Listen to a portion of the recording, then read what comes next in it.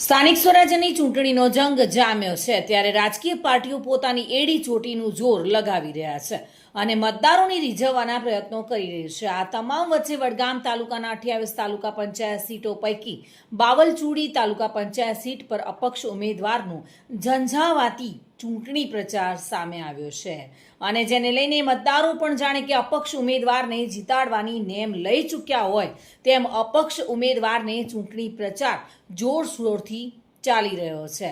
ત્યારે ભારતની સૌથી મોટી ગણાતી રાજકીય પાર્ટી ભાજપ અને વર્ષોથી રાજનીતિના મૂળિયા અંદર સુધી પ્રસાર કરી ચૂકેલી કોંગ્રેસ પાર્ટીના ઉમેદવારોની પણ ઊંઘ હરામ થઈ ચૂકી હોય તેવું બાવલચુડી સીટ પર લાગી રહ્યું છે। ત્યારે જોવાનું એ રહ્યું કે આ સીટ રાજકીય પાર્ટીઓ પોતાની ચૂંટણી એજન્ડાઓને લઈને જીતી શકે છે કે અપક્ષ ઉમેદવાર પોતાની કામ કરવાની શૈલીને લઈને મેદાન મારી જાય છે તે તો આવનાર સમય જ બતાવશે। સ્થાનિક સ્વરાજ્યની ચૂંટણીનો જંગ જામ્યો છે ત્યારે વડગામ તાલુકાના જે બેઠકો છે તે પૈકીની જે બાવલચુડી તાલુકા પંચાયત સીટ છે તાલુકા પંચાયત સીટમાં અપક્ષ ઉમેદવાર અને કોંગ્રેસના ઉમેદવાર વચ્ચેની ટક્કર છે।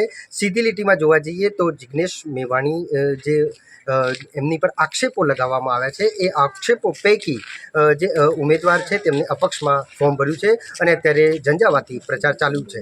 આપણે અપક્ષ ઉમેદવાર મિલિંદ કુમાર લવજીભાઈ વિશ્વાસ જોડે વાત કરવાનો પ્રયત્ન કરીશું। સર, આપણે જે અત્યારે પ્રચાર ચાલી રહ્યો છે જે અપક્ષ ઉમેદવારી પહેલાં તો કેમ? છેલ્લા 10 વર્ષથી હું કોંગ્રેસ પાર્ટીની અંદર કામ કરું છું। વડગામ વિધાનસભા જ્યારે 2017માં હું અપક્ષ ઉમેદવાર તરીકે લડ્યો ત્યારે જિગ્નેશભાઈને જ્યારે કોંગ્રેસ પાર્ટીએ સમર્થન આપ્યું ત્યારે મેં પણ મારું જંગી સમર્થન કોંગ્રેસનું કોઈ બિનશરતી મેં સમર્થન આપેલું। અત્યારે આપ જોઈ શકો છો કે 10 વર્ષ પછી પણ મને ટિકિટ મળતી નથી। 2018ની અંદર પણ મારા મત વિસ્તારની અંદર અનામત બેઠક હોવા છતાં પણ બહારથી ઉમેદવાર આવે છે અને છતાં પણ એ મારા કોંગ્રેસના હું વરેલું છું એના કારણે ઉમેદવારને હું સમર્થન આપીને જીતાવું છું। 2022માં પણ જિગ્નેશભાઈ સાથે રહું છું, 24માં પણ ચંદનસિંહભાઈનો પ્રચારમાં હું રહું છું અને 26માં પણ મને તાલુકા પંચાયતની ટિકિટ મળતી નથી। એટલે પાર્ટી મને 10 વર્ષ પછી પણ એમ કહે છે કે હવે હજુ સુધી તમે પાર્ટી માટે યોગ્ય અને લાયક બન્યા નથી। એટલે આટલા બધા સમર્થકો મારા હતા, એ સમર્થકોએ મને જંગી સમર્થન આપીને એવું સાબિત કર્યું છે કે પાર્ટી ગમે તે રીતે ટિકિટો આપી દેશે, એનાથી જીતી નહીં શકાય। આ દેશની અંદર લોકશાહી ચાલી રહી છે, સરમુખત્યારશાહી નહીં। લોકો જેને પસંદ કરશે એ જ લોકોનો અવાજ અને એ જ લોકોનો પ્રતિનિધિ બનશે। એટલે લોકોએ તમે જોઈ શકો છો કે આટલી જંગી મેચની મને પ્રચંડ સમર્થન આપ્યું છે।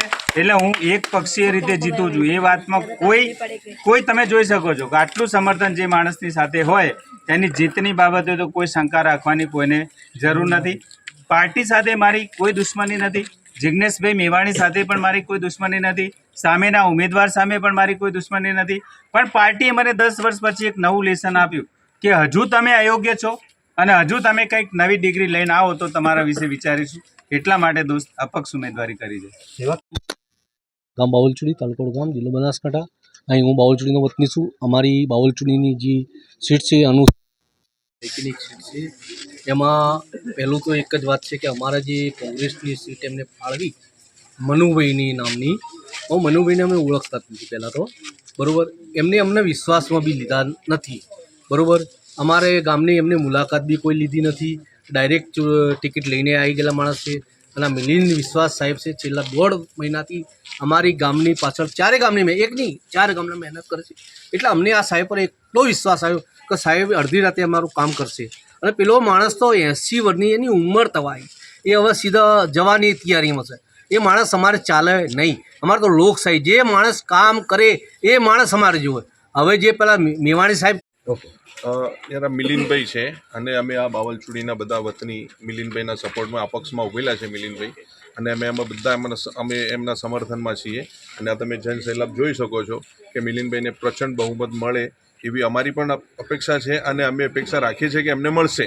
અને અમારી એમને શરતો મૂકી છે કે ભાઈ અમે તમને આ કામ કરીને આપશું ગામનું કે સમાજ લેવલનું કે એ અમે એમનાથી એવી અપેક્ષા રાખીએ છીએ અને એ કરશે બી. અમને લાગે છે કે એ કરશે બી અમારી સાથે, અને અમારી સાથે સરસ રીતે જોડાઈને અને બધા ભાવુક રીતે સરસ રીતે એમની સાથે મળીને અમે બધા કામ કરીએ છીએ અને આગળ કરતા રહીશું કે જે જનહિતમાં કામ થાય અને દેશનું પણ ઉદ્ધાર થાય, એના માટે અમે મળીને આ બધા કામ કરશું.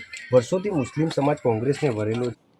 પ્રદીપ પરમાર સાથે bureau report, today Gujarati news.